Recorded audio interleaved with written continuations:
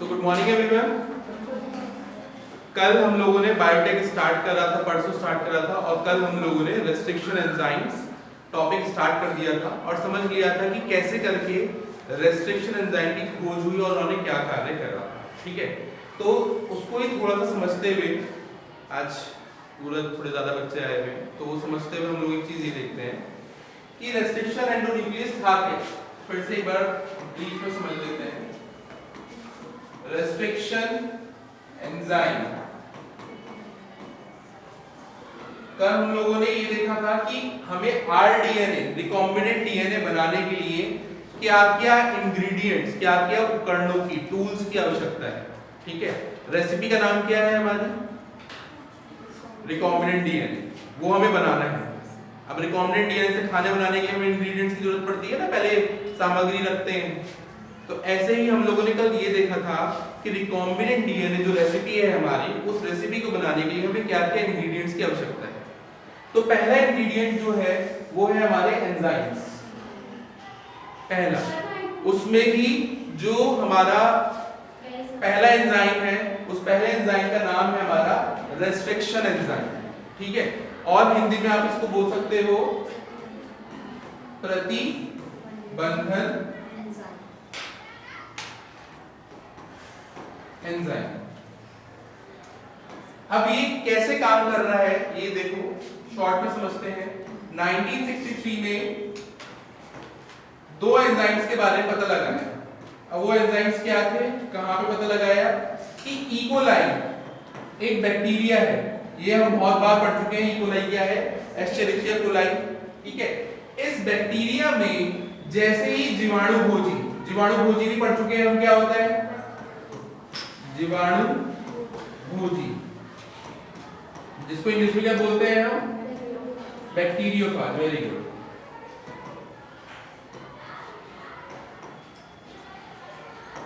जैसे ही जीवाणु भोजी इसके अंदर आएगा, इकोलाई में कुछ परिवर्तन होता है, कुछ ऐसी चीज होती है जिससे क्या होगा, ये जीवाणु भोजी मर जाएगा। अब क्या होता है, उसके लिए दो एंजाइम्स हैं। पहला एंजाइम का नाम क्या है जो इकोलाई के अंदर पाया जाता है? Methyl transferase. क्या नाम है? और शॉर्ट में इसको मिथाइलेज भी बोल देते हैं। क्या बोल देते हैं? मिथाइलेज। तो इसका काम क्या है कि जो बैक्टीरिया का डीएनए है, ठीक है, बैक्टीरिया का जो डीएनए है उसमें अलग अलग जगहों पे उस डीएनए को क्या कर देता है, वो उसमें मिथाइल ग्रुप ऐड कर देता है। ठीक है, अब इससे क्या फायदा हुआ कि जो दूसरा एंजाइम है जिसको हमने क्या बोला, रेस्ट्रिक्शन एंजाइम, वो क्या कार्य कर रहा है, वो ये पहचान रहा है कि फॉरेन डीएनए कौन सा है। फॉरेन डीएनए मतलब जो बाहर से आया हुआ डीएनए।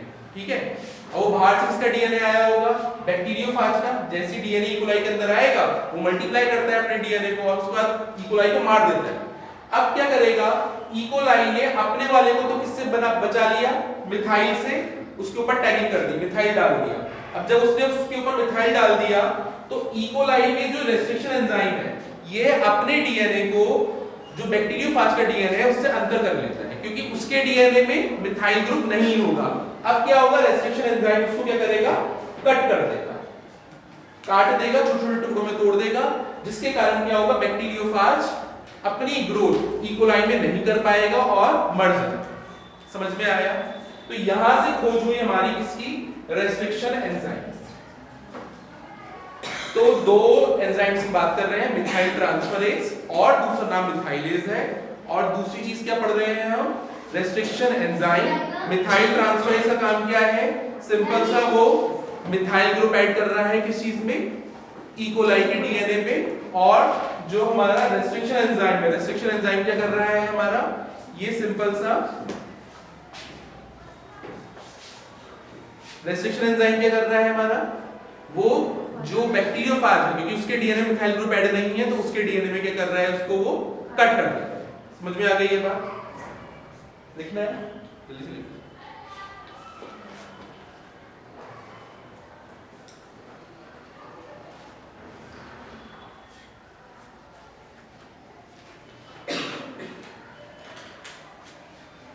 अब हमारे पास दो तरीके के विदलन और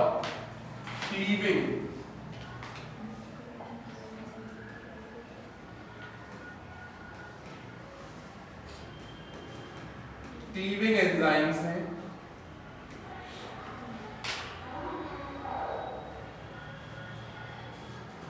ठीक है, दो तरह के विदलन और क्लीविंग एंजाइम है। सबसे पहला क्या है हमारा एक्सोन्यूक्लियस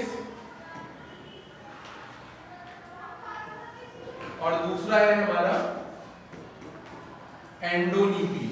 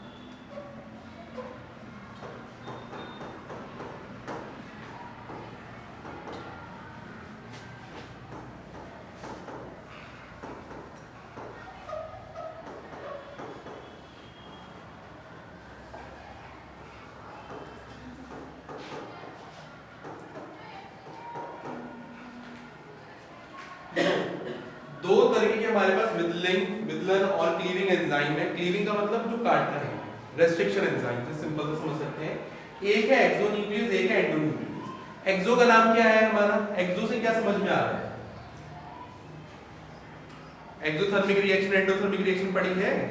एक्सो वर्ड कहां से आया? एग्जिट से, मतलब बाहर। मतलब ये एंजाइम डीएनए के 5 प्राइम या 3 प्राइम सिरे के न्यूक्लियोटाइड को हटा देता है। मतलब अगर ये स्ट्रैंड है हमारे पास 5 प्राइम और 3 प्राइम, तो ये एंड से क्या करेगा, न्यूक्लियोटाइड को कट कर देगा और हटा देगा।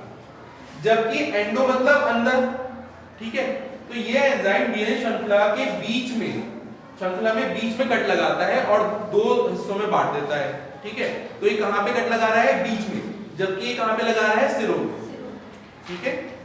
यह आरएनए को कट नहीं कर सकते, जबकि ये आरएनए को कट कर सकते हैं। ये केवल एक ही स्ट्रैंड को काटते हैं, जबकि ये दोनों स्ट्रैंड को कट कर सकते हैं। एग्जांपल लैम्डा एक्सोन्यूक्लियस पॉलीमरेज 3 और इसके एग्जांपल BAMH1 इक्वाल, ठीक है। तो ये एग्जाम में आ जाता है 3 मार्क में क्वेश्चन कि एक्सोन्यूक्लियस और एंडोन्यूक्लियस में क्या अंतर है। एक्सो का नाम जैसे ही समझ में आ रहा है, मतलब एग्जिट मतलब बाहर वाले से, एंडो मतलब अंदर, मतलब बीच में कट लगा रहा है। तो ये समझ में आ गया हमें कि रेस्ट्रिक्शन एंजाइम्स का काम क्या है। सिंपल सा, हम इनको आणविक कैंची भी बोलते हैं, मॉलिक्यूलर सिजर्स भी बोलते हैं, कि जैसे सिजर्स का काम होता है काटने का, ऐसे ही इन मॉलिक्यूलर सिजर्स का काम क्या है हमारा, डीएनए को कट करने का। अब वो डीएनए को कहां से कट कर रहा है, या तो सिरों से कट कर रहा है तो एक्सोन्यूक्लियस, बीच से कट कर रहा है तो एंडोन्यूक्लियस, ठीक है।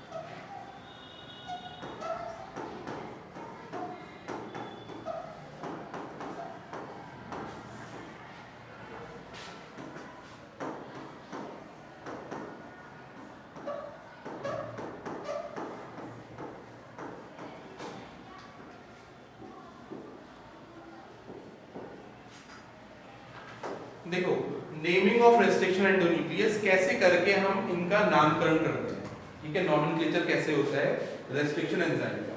फॉर एग्जांपल अगर आपके पास कोई रेस्ट्रिक्शन एंजाइम है जिसका नाम क्या है EcoR1, ठीक है, और R फर्स्ट कह लो, तो फर्स्ट लेटर क्या बताता है आपको, जीनस के बारे में बताता है जहां से हमने इसको निकाला है।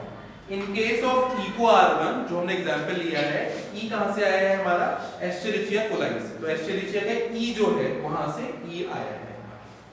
दूसरे दो लेटर स्पीशीज का नाम बताते हैं, in this case it is coli, COLI, ठीक है, तो E वहां से आ गया, O यहां से आ गया। R जो तीसरा लेटर है वो ये बताता है कि मतलब कौन से स्ट्रेन से हमने निकाला है। यहाँ पर हमने कोई R स्ट्रेन रहा होगा, जैसे हम लोगों ने पढ़े थे स्ट्रेप्टोकोकस निमोनिया के दो स्ट्रेन थे, एक R स्ट्रेन था, एक ऐसे स्ट्रेन था, स्मूथ कॉलोनीज और रफ कॉलोनीज, तो वो स्ट्रेन थे, प्रभेद, ठीक है। तो किस स्ट्रेन से हमने इस रेस्ट्रिक्शन एंडोन्यूक्लियस को निकाला है। ई कोलाई के भी बहुत सारे स्ट्रेन्स होते हैं, ठीक है, तो कौन से स्ट्रेन से निकाला। अब जो चौथा है वो आपका नंबर है या रोमन नंबर, ठीक है, तो रोमन भाषा में कैसे कर लो, रोमन नंबर कर लो।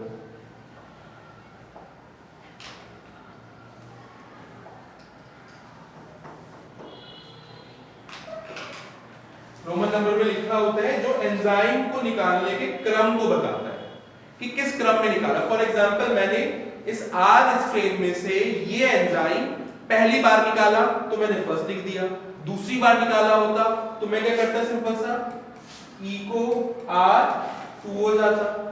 इन दैट केस अगर आपने तीसरी बार निकाला होता तो थर्ड हो जाता, या फोर्थ, फिफ्थ, लाइकवाइज, ठीक है, कि हमने किस क्रम में निकाला, क्या ऑर्डर था। क्रम मतलब यहां पर हम बात कर रहे हैं किस ऑर्डर में निकाला, ठीक है।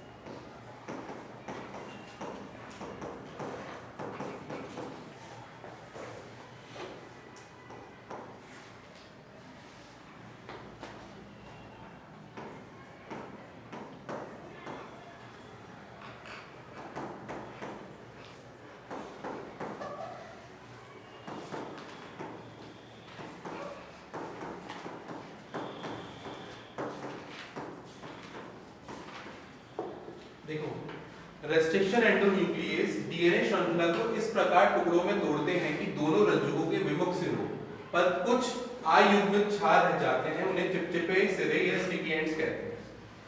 ये पैलिंड्रोमिक होते हैं। पैलिंड्रोमिक का मतलब क्या होता है कि अगर मैं आगे से पढ़ूं या पीछे से पढ़ूं सेम क्रम आता है। जैसे मलयालम, इधर से पढ़ोगे तब भी मलयालम हुआ, इधर से पढ़ो मलयालम, डालडा, दोनों साइड से पढ़ोगे सेम ही आएगा।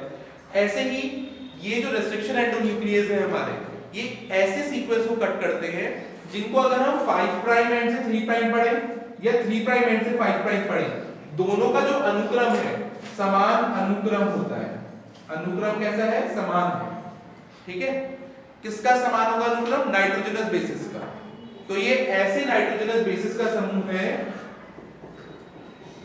ऐसे नाइट्रोजनस बेसिस का समूह है कि अगर उनको 5 प्राइम एंड से पढ़ोगे 3 प्राइम पे या 3 प्राइम से 5 प्राइम पे पढ़ोगे तो उनका सीक्वेंस कैसा होगा? हमारा सेम होगा। जैसे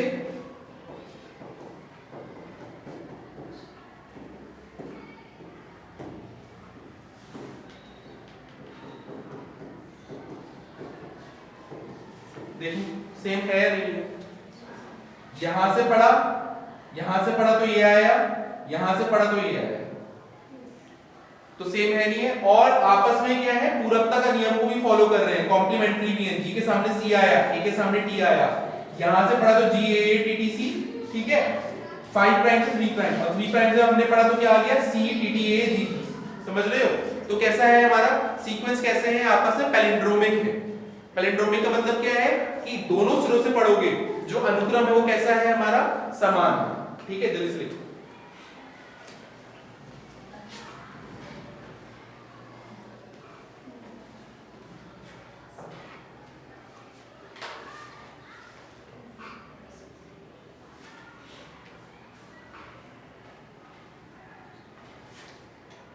अभी ये समझाते हैं कि ये क्या है, स्टिकी एंड्स क्या है। ये वाला स्टेटमेंट लिख लिया ये? चलिए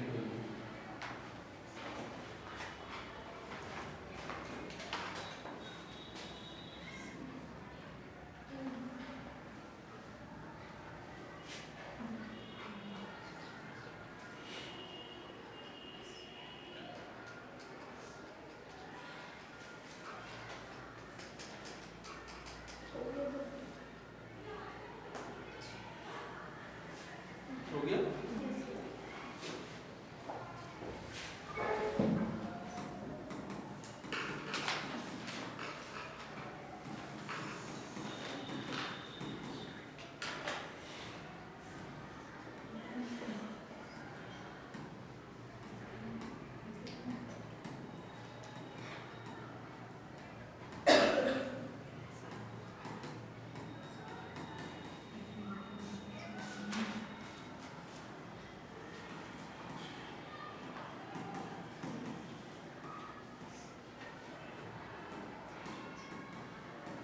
ठीक है, अगर अब ये है यहाँ पर रेस्ट्रिक्शन एंडोन्यूक्लियस ने ये पहचान लिया कि भाई ये हमारा कैसे है? पैलिंड्रोमिक सीक्वेंस है। ठीक है, अब इसको कैसे कट करेगा? वो स्टिकी एंड्स बनाएगा। यहाँ पर ये कट लगाने को क्या बोलते हैं? हम निक लगाना। क्या बोलते हैं? निक, NIC, निक लगाना। ठीक है, हमने निक लगाया, कट लगाया, तो आप इसको निक बोलो। अब यहाँ से क्या स्टैंड बनेगा हमारा?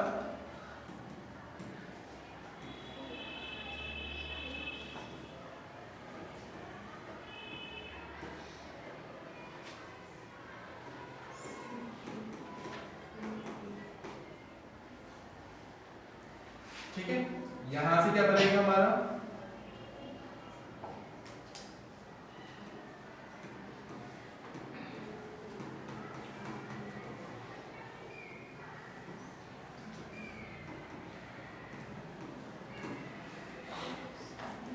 समझ में आएगा? तो यहां पर ये बता रहे थे वो आपको इस स्टेटमेंट में, रेस्ट्रिक्शन एंडोन्यूक्लियस डीएनए श्रृंखला को इस प्रकार टुकड़ों में तोड़ता है कि दोनों रज्जु को 5 प्राइम से 3 प्राइम और 3 प्राइम से 5 प्राइम के विमुख, मतलब एक दूसरे के सामने वाले सिरों पे कुछ जो अयुग्मित क्षार रह जाते हैं। अयुग्मित मतलब जिनका बॉन्ड फॉर्मेशन नहीं होता, हाइड्रोजन बॉन्ड नहीं हो रहा, युग्मज नहीं बना रहे हैं, वो बेस पेयरिंग नहीं हो रही, खाली बेसेस रह जा रहे हैं, ऐसे क्षार रह जा रहे हैं। जैसे आप यहां पर देख रहे हो कि जब इसने कट लगाया, निक लगाया, तो कुछ क्षार ऐसे रह गए जो कैसे हैं अभी, जिनमें कोई भी पेयरिंग नहीं है, ये क्या है, अयुग्मित है। ठीक है, तो ये स्टैंड जो आपके ये बने हैं, ये क्या है हमारे, यही है हमारे चिपचिप एंड, और इनको हम बोलते हैं स्टिकी एंड। क्या ये चीज समझ में आई या नहीं आई? अब क्या होगा, ये एक तरीके का समझो लॉक और की का मॉडल हो गया कि ये इसी पे जाके फिट होगा। कैसे फिट हो जाएगा, देखो ये आया जी, जी के सामने क्या आ गया, ए ए टी टी सी, और नीचे से क्या आ गया यहाँ पर, सी तो पहले से था, टी टी ए ए, और इसका डी। फिट हो गए नहीं हो गए? तो इस तरीके से बनते हैं कि ये स्टिकी एंड्स बना देते हैं, ये इसी पे जाके चिपकेंगे। ठीक है, जल्दी। इसके बाद दो एंजाइम्स और हैं जो आपको दो पढ़ने हैं, वो है लाइगेज। लाइगेज का काम क्या है हमारा, जिसको हम क्या बोलते हैं,